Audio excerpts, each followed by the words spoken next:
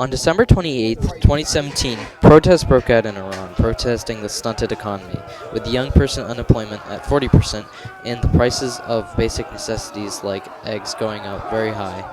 Later, these protests turned into opposition to the Islamic leadership itself, with some chanting "Death to the dictator," referring to Supreme Leader Ayatollah Ali Khamenei in response to forced social conservatism, corruption, and suppression in the country.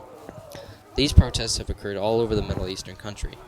The government has claimed that these protests have been put up by Iran's enemies.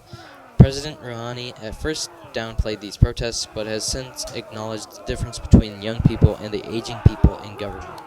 The government and law enforcement have since tried to put down the protests, with reports of over 20 dead and likely more as time goes on.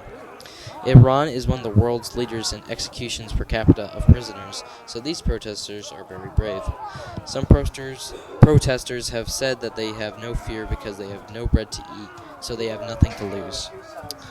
Over 1,000 people have been arrested because of these protests, with the average age of those being arrested being 25, further highlighting the split between the older and younger generations.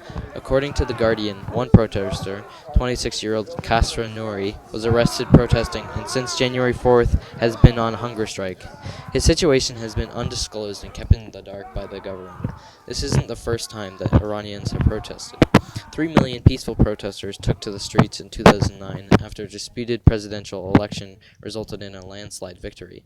Those protests were put down by the government, with human rights activists outraged by the treatment of those who were arrested, with accounts of torture being used on those who were arrested.